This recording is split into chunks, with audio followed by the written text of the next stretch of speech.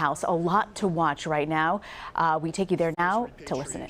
Homecoming in Hawaii of the remains of the Korean War unaccounted for was a poignant manifestation of the commitment secured by President Trump and pledged by Chairman Kim at the Singapore summit.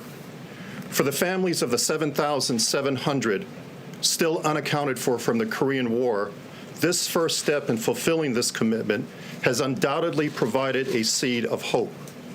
Last week, over 700 of these family members gathered in Arlington, Virginia, to receive government updates, and they were resoundingly appreciative of the successful advocacy of the president and his administration. Two of those family members who attended, Charles and Larry McDaniel, were the recipients of the dog tag their father, Master Sergeant Charles McDaniel of Indiana. It was a sole personal effect returned by the North Koreans. The remains of those 55 cases are well into the painstaking, multifaceted analyses by Dr. John Bird and his forensic science team in Hawaii. And in the coming weeks, Dr. Tim McMahon and his dedicated DNA specialists in Delaware will begin their meticulous testing. The mettle of our scientists and the capabilities of our labs will be challenged. But in the months and years ahead, they will make identifications from these remains and give families long-sought answers. We are guardedly optimistic the 1 August repatriation is the first tangible action of others with which we will be able to account for more of our missing from the Korean War. The second aspect of the Singapore commitment was the recovery of remains in North Korea, which DPRK officials reaffirmed last month. We are in the midst of exploring next steps as well as discussions with the Korean People's Army for the express purpose of resuming joint field operations and having additional repatriations. But our mission to search for, find, and account for missing Department of Defense personnel from World War II through Operation Iraqi Freedom is one not limited to the Korean Peninsula. Today, 186 personnel from DPA and private partners are deployed in 7 nations, and yesterday, 50 of those members returned from Laos and the Philippines. Our global mission is humanitarian in every respect, because the impact of a missing American to their family is not constrained by time or generations, and it leaves an enduring pain and void. This is why former enemies like Vietnam use cooperation on the POW-MIA mission as a bridge to normalization and today's thriving bilateral relationship with the United States. The fact that the United States of America vigorously pursues the fullest possible accounting of our missing reflects our values as a nation.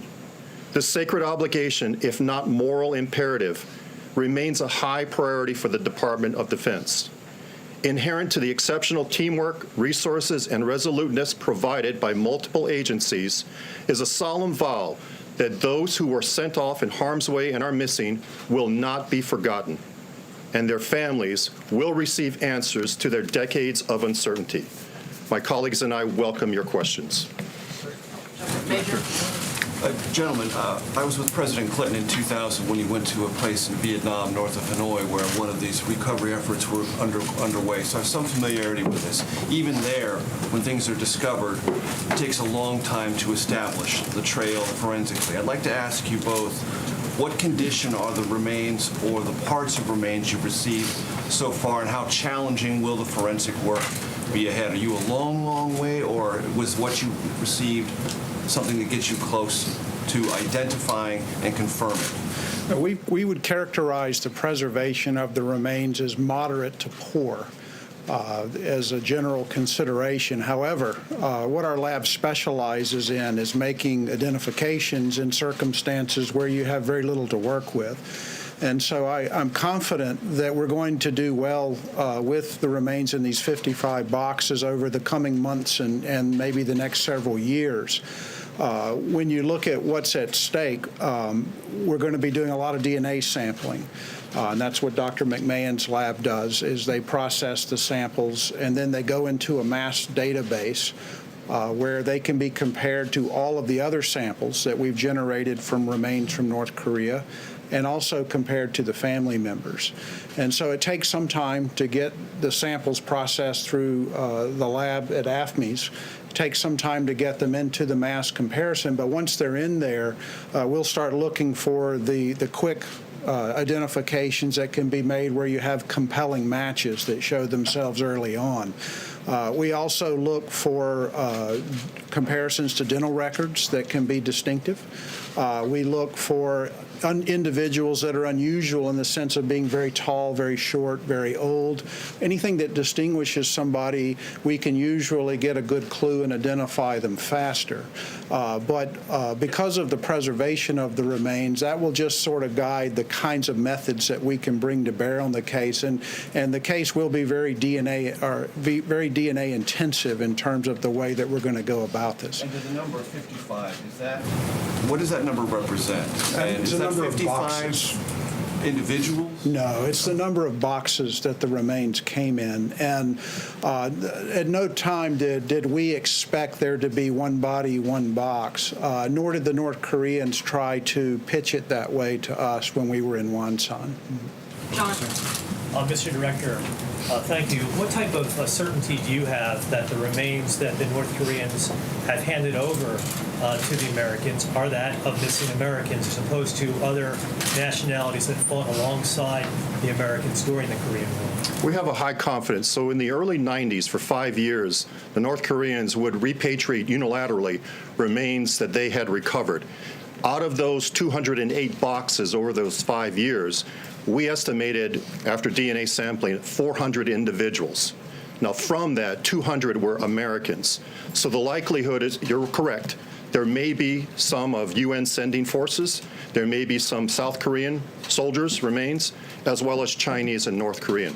But our laboratories, both DNA and the forensic laboratory, have the technology and the capabilities by which to differentiate those remains over the course of the next several years.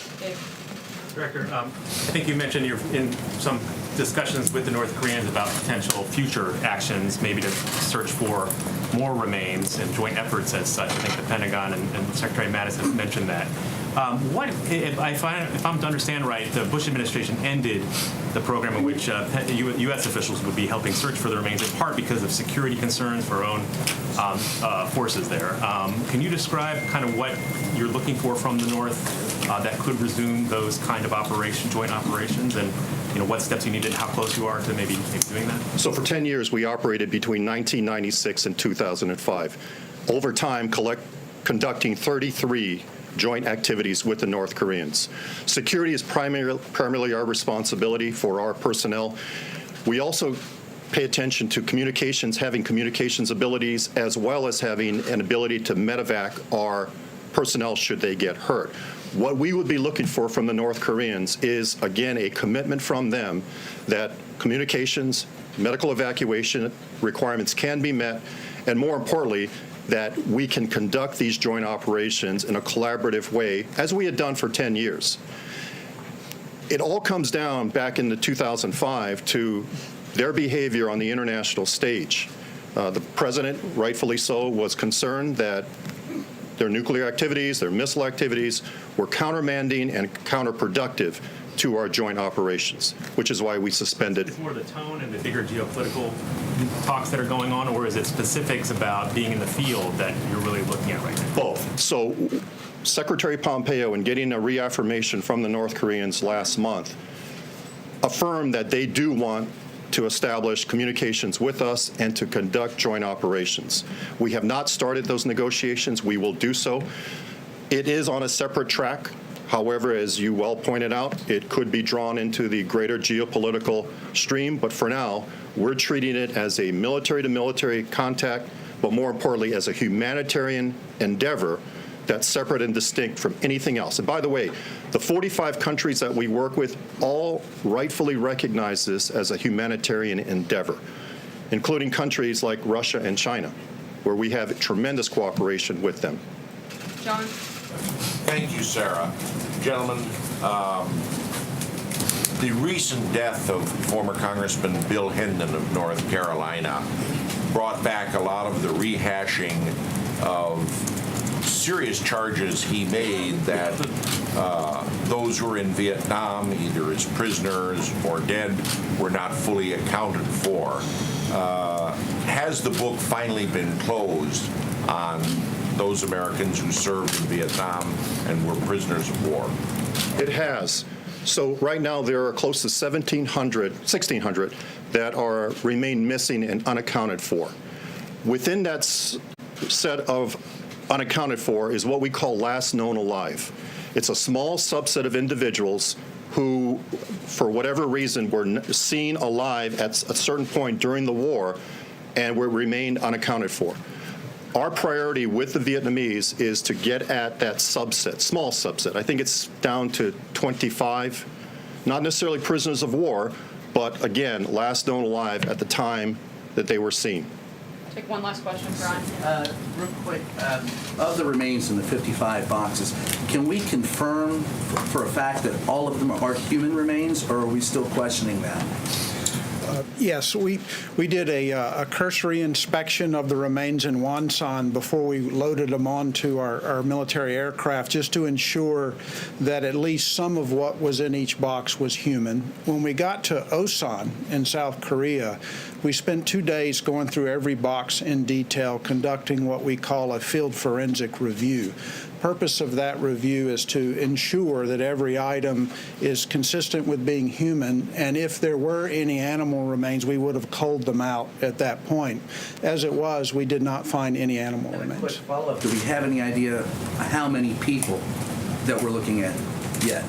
No, we don't. There is a scientific process to estimate that, and I wish it were very fast, because I think a lot of people would really like to know. The families would love to know that information, but unfortunately, it's going to take months of analysis to start to get a refined estimate. Thank you. Sorry, just one last question. Sarah, thank you. Do you have a timeline for bringing back more remains? And can you characterize what it has been like to work with the North Koreans on this particular part of this process? Have they been working with you in good faith at every step of the way? Okay, so the first question is, as Mr. McKeag mentioned, we're in the process of planning next steps, so we can't say we have any timeline today for bringing back more remains. We're hopeful that we will be in the not-too-distant future. I will say, though, in terms of having worked there, I worked there in the past during the 1996 to 2005 years. I spent a lot of time in the field there. And then I went into Wonsan with our team on July 27th, and there was a very different feel to it this time. It was a much more friendly, welcoming, and collegial approach this time compared to the way it used to be. Thank you so much. Thank you. Thank you. Thank you, Director. Looking ahead to next week, Ambassador Bolton will meet with officials in Israel and Ukraine, as well as with his Russian counterpart in Geneva, as a follow-up to the Helsinki summit to discuss a range of important national security issues. Lastly, we extend our prayers to the families of those injured and deceased after the tragic bridge collapse in Genoa, Italy, as well as to the victims of this morning's attack in London. The President condemns this horrible attack on innocent civilians and stands ready to provide assistance to the United Kingdom. And with that, I'll take your questions. Jonathan? Sarah, we've heard from the President via Twitter on Omarosa, describing her as crazed, a crying lowlife, a dog. Is this any way for a president to talk about any American, let alone somebody that he hired and made the highest-ranking African-American woman that served in his White House? I think the president is certainly voicing his frustration with the fact that this person has shown a complete lack of integrity, particularly by the actions following her time here at the White House. Why did he hire her? I mean, why didn't he hire somebody he's describing as a dog, as a lowlife? The president wanted to give her a chance, and he made clear when General Kelly came on, and he voiced concerns that this individual didn't have the best interest of the White House and the president and the country at heart. The president said, do what you can to get along, and if you can't, he gave him full authority to carry out the decision to let her go. Steve? What is his strategy in continuing to respond to the charges in this book? Why does he just ignore it?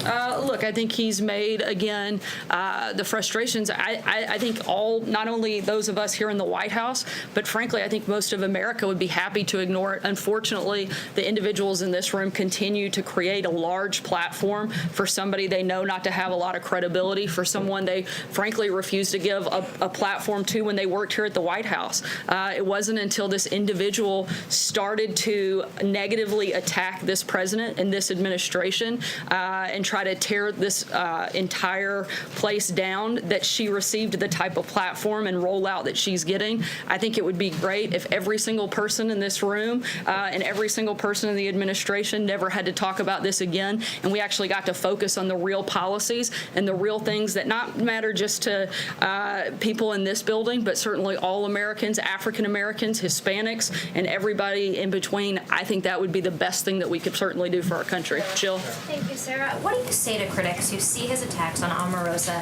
as part of a pattern of insulting prominent African Americans? People he's taken criticized recently include Don Lemon, Maxine Waters. He's claimed that football players protesting racial injustice don't know what they're protesting. Look, the president, this has absolutely nothing to do with race and everything to do with the president calling out someone's lack of integrity. The idea that you would only point a few of the things that the president has said negative about people that are minorities. The fact is the president's an equal opportunity person that calls things like he sees it. He always fights fire with fire, and he certainly doesn't hold back on doing that across the board. And have you signed an NDA? I'm not going to get into the back and forth on who has signed an NDA here at the White House. I can tell you that it's common in a lot of places for employees to sign NDAs, including in government, particularly anyone with a security clearance. Me? Yeah. Sorry. Unless there's another Andy back there, I don't know. Said that he kept John may be happy to go by Andy if that means he gets to take your question, but the president said he kept Omarosa on despite complaints from her colleagues because she was personally supportive of him and said nice Sorry, I things can't about hear him. you. He said he kept her on despite complaints about her behavior because she was personally supportive of him and said nice things about him. Is that true of any other officials that are working in this White House right now? I'm not aware of that. Justin? Since you don't want to talk about Omarosa, I have a bunch on Turkey that hopefully you'll let me get through. A bunch. I don't know. We'll do our best. Do you have a reaction to President Erdogan calling for a ban on U.S. electronics like iPhones? And would the president encourage a similar ban on Turkish products by Americans? I certainly don't have a policy announcement on that front at this point. In sort of the same vein, there was a report from our colleague at Reuters that the U.S. is warning Turkey of increased pressure. So I'm wondering if you have details on how that was conveyed, what additional steps might look like, and if the U.S. would take additional steps before the hearing for the detained American pastor on October 12th. How the information from Turkey was received or how the information from the United States to Turkey. I can tell you that at the Turkish ambassador's request, as you know, Ambassador John Bolton met with the ambassador of Turkey yesterday here at the White House and continued to raise and point out the concerns that we have. One last one. The president encouraged Israel's government to release a Turkish citizen in July, and did that contribute to his frustration with Erdogan not releasing this American pastor? Certainly the president has a great deal of frustration on the fact that Pastor Brunson has not been released, as well as the fact that other U.S. citizens and employees of diplomatic facilities have not been released. And we're going to continue to call on Turkey to do the right thing and release those individuals. Sarah. Thanks, Sarah. Does the president or this White House believe that it is a violation of Department of Justice protocol if the special counsel's investigation goes beyond September 1st? I'm not going to say that we would say necessarily a specific violation, but I think we've been very clear that not only do we, but all of the American people want this to wrap up. John? Yeah. Thank you, Sarah. Two questions on Turkey. As the relationship between the president and President Erdogan grows peripherous, my question very simply is, are we going to see the restoration of the readouts on calls between the president and other world leaders? That was terminated on the day after President Erdogan's election, and although we know that he the president made a congratulatory call to him. There's been no readout since. Is that going to be restored? Certainly we'll continue to keep you all posted, not just on calls with Turkey, but other head of state calls as well, and provide readouts when we have them. Dave? Thanks, Sarah. The Taliban in Afghanistan this week has been on a surprise offensive. They've killed about 100 Afghan security forces, a couple dozen civilians, as far as we know. The president was visiting with the 10th Mountain Division yesterday at Fort Drum. They've served in Afghanistan. Does this new offensive, is he still committed to his strategy that he outlined a year ago for Afghanistan, or does this new offensive give him the idea that maybe a different approach might be needed?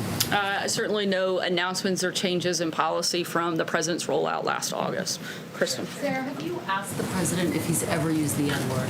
The president addressed that question directly via Twitter. I'd refer you back to him. I can certainly say I've never heard him use that term or anything similar. Have you asked him directly, Sarah?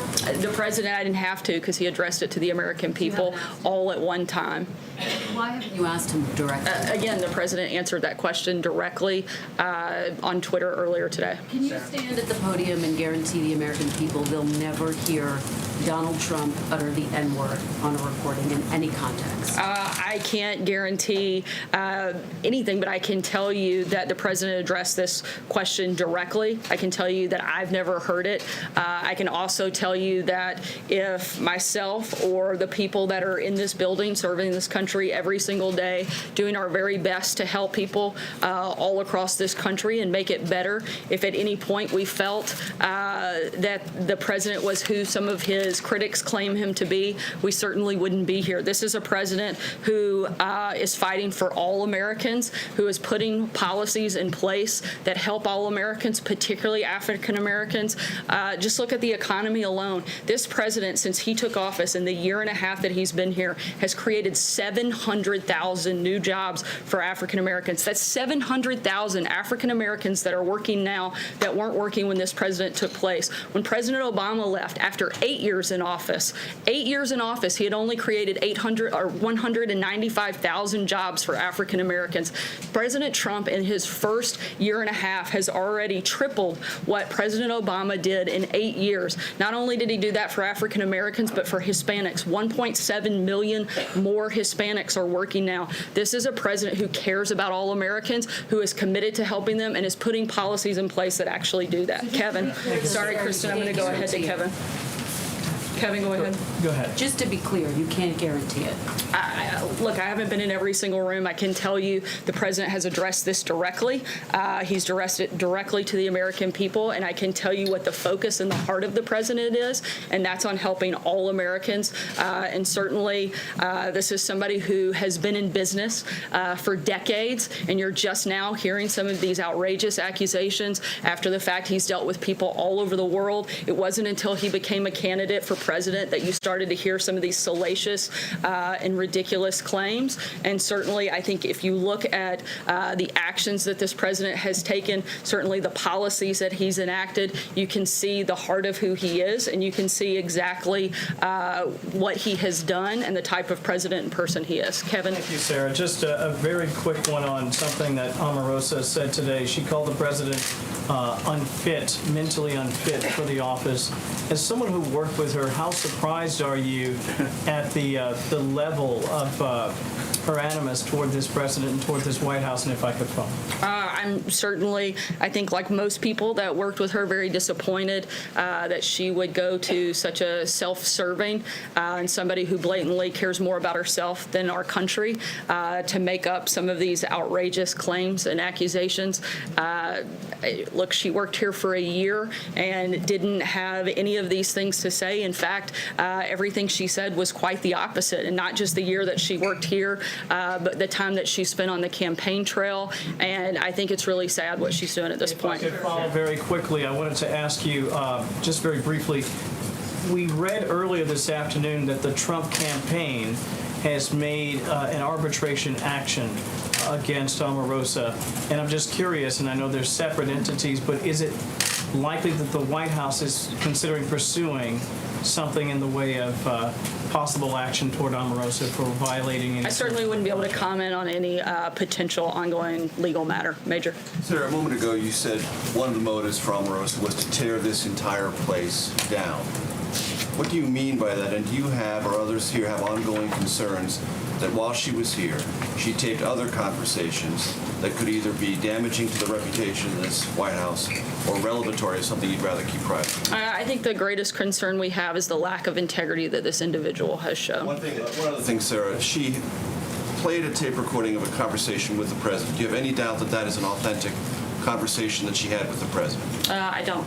Okay, then related to that, the president said he was unaware in that conversation. Was that a truthful representation of what he knew at the time, or was he just trying to make Omarosa feel better? As I said moments ago, the president had a direct conversation with General Kelly, asked them to try to work things out. If it didn't, he gave General Kelly the full authority to make decisions about hiring and firing, including with respect to Omarosa.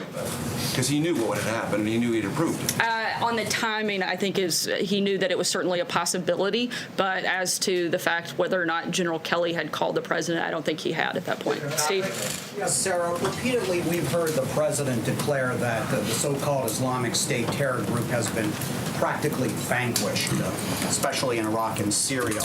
Well, the Defense Department yesterday, the lead inspector general for Operation Inherent Resolve, in fact, says that their forces are estimated to be anywhere between 28,600 and 31,600 fighters, which would be about the number that they had at their peak. So has ISIS been practically vanquished? Certainly we know that the caliphate has been practically destroyed. Certainly there are continue to be ISIS fighters, and that's why we continue to take all of those threats seriously and look for ways every single day to defeat them and protect American people and our allies. Mike? Can I go back to the race question again? I get that you can cite statistics that might be positive statistics for policies that the president has done vis-a-vis African Americans and other minorities. What do you say to people who look at the pattern of comments that the president has made specifically about African Americans and feel like he is singling those folks out because of their race? Are they missing something? Are they deluding themselves? What do you say to them? Because there are lots of people out there who look at the pattern and say, yes, he says negative things about a lot of people, but there seems to be a particular pattern of singling out African Americans and commenting in particular about their intelligence or lack thereof and their looks. I certainly don't think so. I think, as I said, the president has said similar things about a number of individuals, certainly that are not African American or any other minority. I can simply talk to you about the policies and the person that the president is. I think if, again, the person that a lot of his critics say he is certainly wouldn't have been in business with him for decades. Certainly you wouldn't have had Bill and Hillary Clinton. They attended his wedding. A number of Democrats begged him for campaign contributions. I mean, if they were who he said he was, why did they have these relationships with him? I think it is very convenient that these accusations started once the president became someone running for office. He has shown time and time again through his actions, through his policies, that he wants to be a president for all Americans, that he wants to do everything he can to make America better, and not just for a certain group of people, but for everybody. I think that he has made a number of comments about plenty of people, and to try to single that out to one group is frankly silly, because I think if you did a comparison, he's probably got a lot more nasty things out there about some other people. Appropriate? I'm sorry? Do you think that, Look, the president is somebody who's always going to fight fire with fire.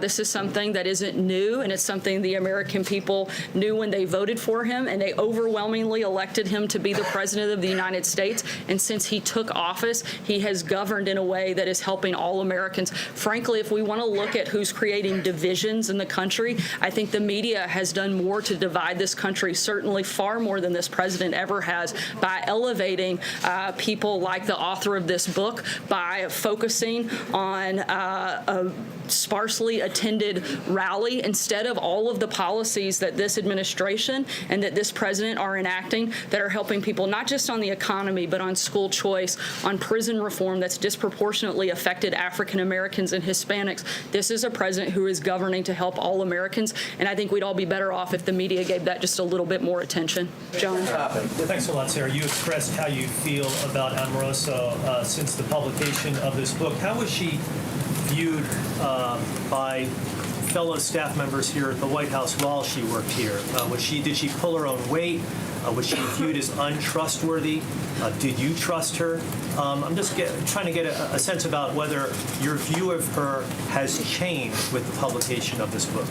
Certainly, I've expressed some disappointment. I'm not going to get into a back and forth on personal feelings that I have with a former colleague. I think that the focus not only of my time here, but of this administration is looking forward and how we can actually implement policies that matter to the American people, not who like to in the building behind me. Ryan? Different topic, if we can. When, and then a follow-up.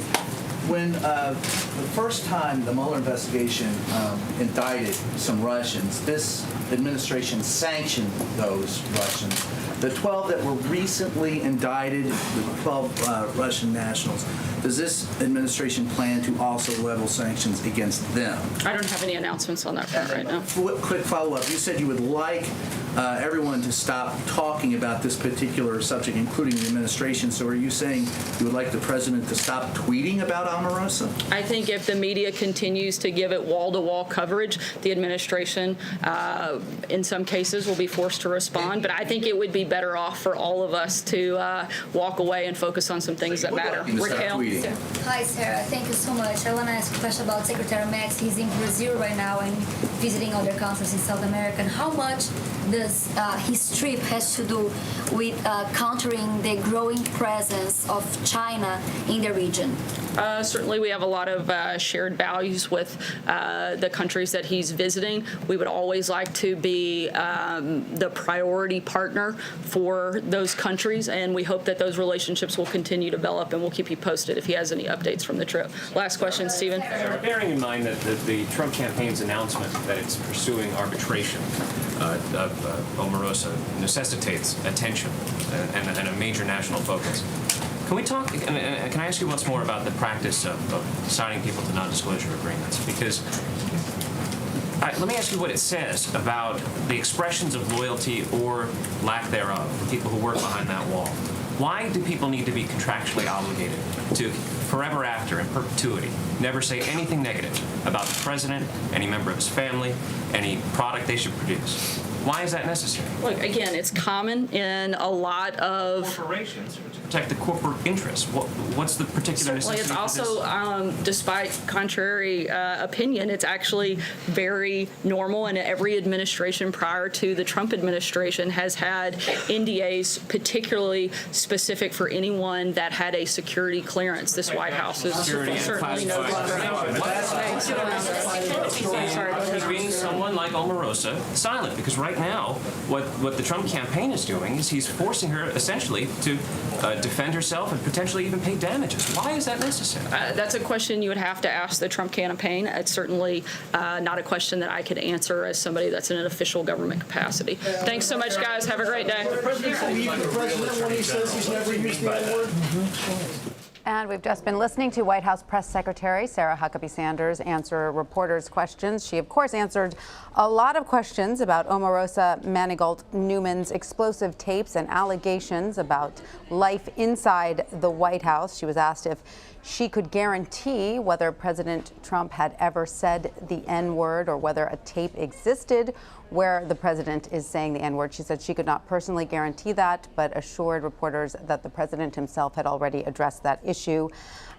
She was also asked about the NDAs and these non-disclosure agreements that members of the White House are expected to sign. Right now, we have CBS News Chief White House Correspondent Major Garrett, who was at the briefing and can tell us more about all of this. Major, we heard Sarah Huckabee Sanders say that the president is clearly expressing his frustration with Omarosa by calling her a dog. Now we're hearing that she may be facing legal action from the White House. So does this White House view this drama over her tell-all as just a distraction, or is there real concern that this could cause major problems for the White House?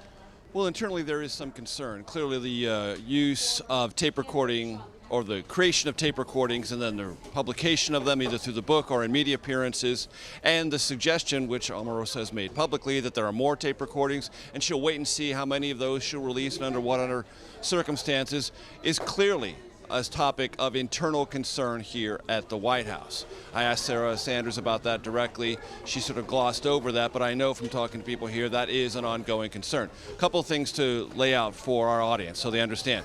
The White House has taken no legal action as of yet. The White House, the Trump campaign or the Trump organization, and I'm still trying to figure out which entity has, but let's say for the sake of argument it was the Trump campaign, has sought an arbitration intervention.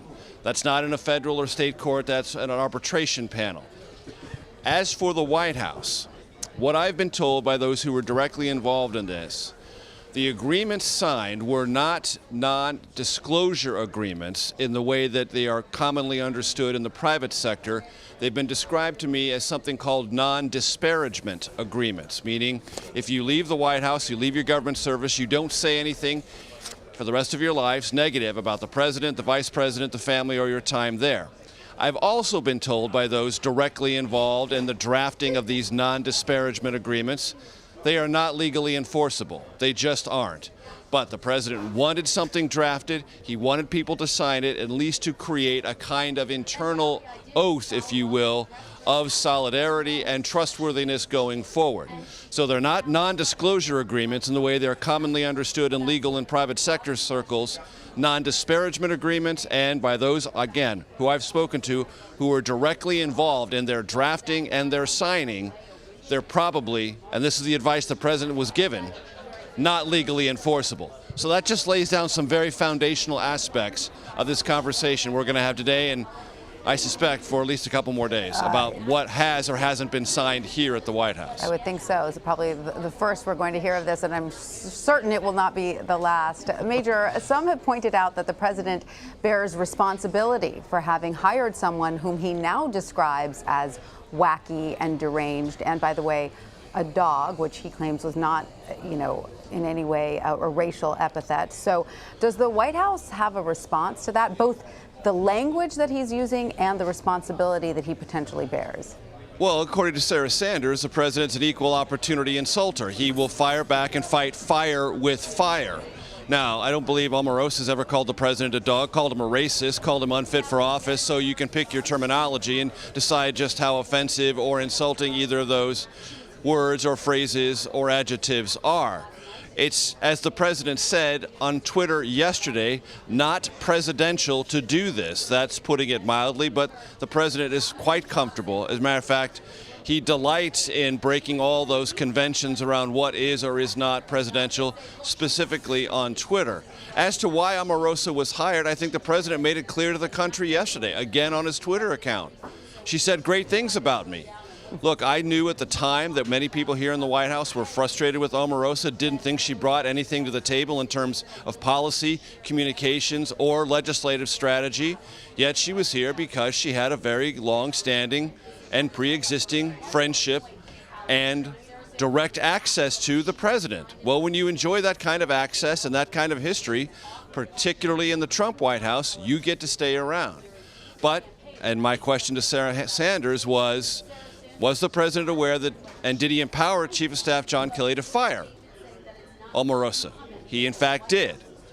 And then I asked, well, what about this conversation that Omarosa has now played for the world to hear? The president sounds like he's surprised. Was he just making her feel better?